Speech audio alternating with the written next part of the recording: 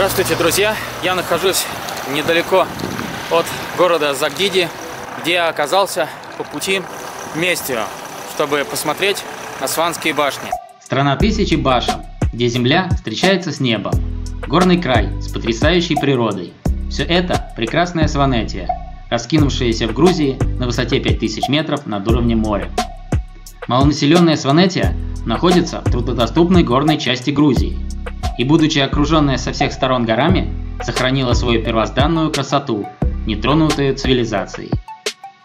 Изначально территория являлась частью знаменитой Колхиды, затем несколько раз переходила под внешнее правление, была частью Имеретинского царства и попадала под владычество грузинских знатных родов.